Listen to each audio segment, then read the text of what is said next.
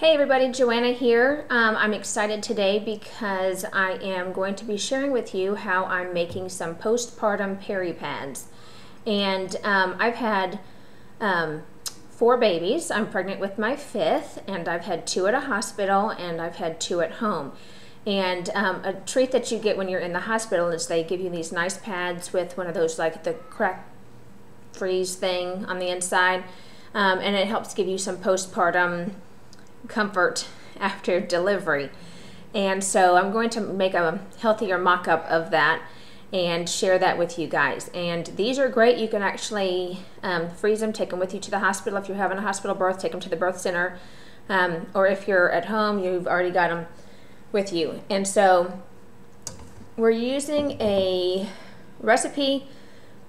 I've scoured the internet. I have looked at peri-bottle recipes, and I've looked at all kinds of different things using essential oils and natural herbs and different things.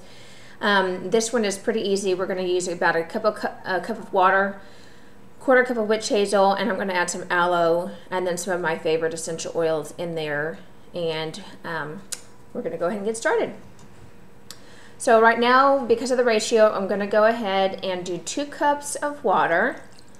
I am going to be doing a total of 20 pads. I went ahead and purchased these. They are organic, all natural, and so there's no chemicals or dyes or fragrances or anything like that in there. So that's something that you want to consider if you haven't already. Got an all natural witch hazel.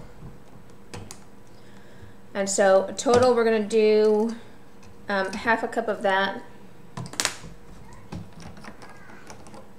Speed things up a little bit.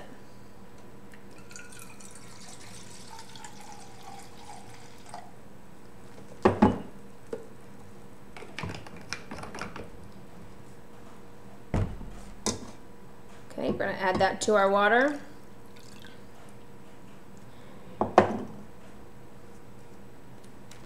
And then for our aloe vera, we're just going to do a couple tablespoons of the aloe vera. I've seen where some people just go ahead and put the aloe vera directly on the pad. Totally up to you. I'm probably going to do about 2 or 3.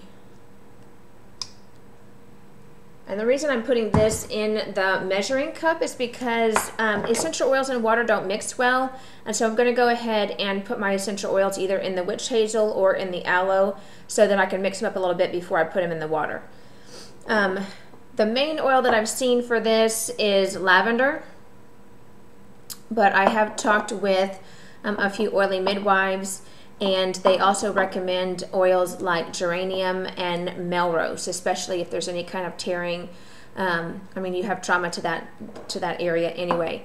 And so today I'm going to go ahead and do 5 drops of lavender per cup of water. So that's a total of 10 drops of lavender.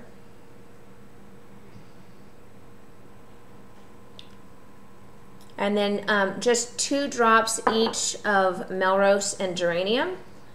Melrose is awesome for any kind of skin healing.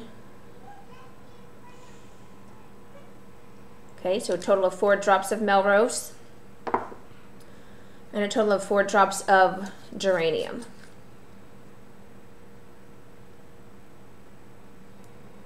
I use a lot of geranium in my house. There we go. And then I'm also going to go ahead and use a frankincense, just because it is a holy anointing oil. We'll be using it a lot during the birth, and it's amazing for any kind of skin issue. You could also use copaiba, you could use plain melaleuca, you could just stick to, you know, just lavender. So whatever you feel comfortable with. Stirring that up a little bit. And then adding that to the water. Now this won't get it to completely emulsify, but it helps a lot. Okay, so we're mixing that all up. And then we've got the fun part, getting it into a spray bottle. So the point is that you don't want to completely saturate the pads because they do need to still be absorbent. But you do want to have some of these healing oils on there, and you do want to be able to feel some of the cooling sensation of the aloe and the witch hazel. So I've gone ahead and put a funnel on here, and hopefully I don't make too much of a mess.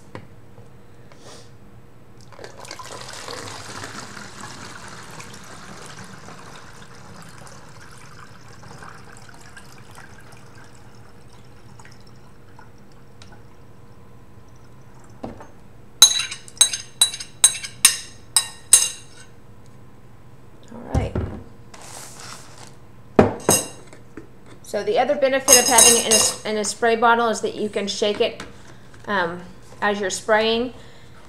Now you could also, if you wanted, my midwife, we're using these, a soothing herbal bath. So you could actually make the tea from this and use that in place of plain water. So that's definitely an option as well. Okay, so I'm going to go ahead and leave the adhesive strip on the back. You've got just a plain cotton pad, and you want to go ahead and moisten it pretty well.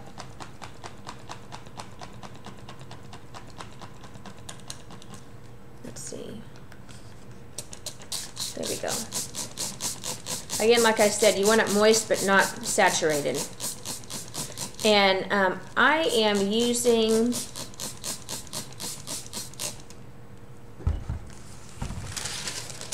some sheets of wax paper to put in between these and to wrap these up. So these did not come individually wrapped.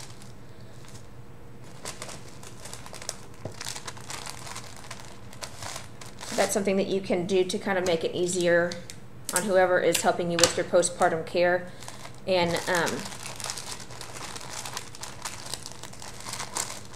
just going to fold these in half. It's a little bit easier because they are the nighttime absorbency, and so they're a little bit thicker, which is nice.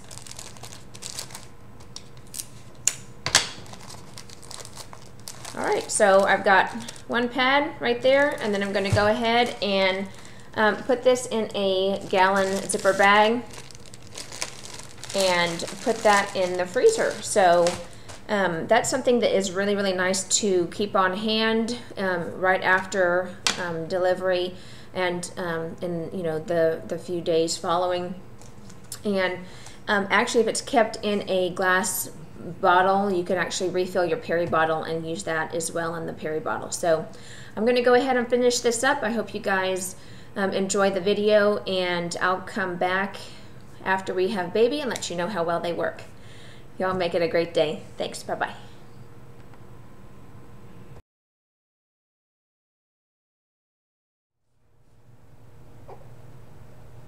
Hey everybody, Joanna here. Just wanted to do a very quick follow-up on the peri pads that I made.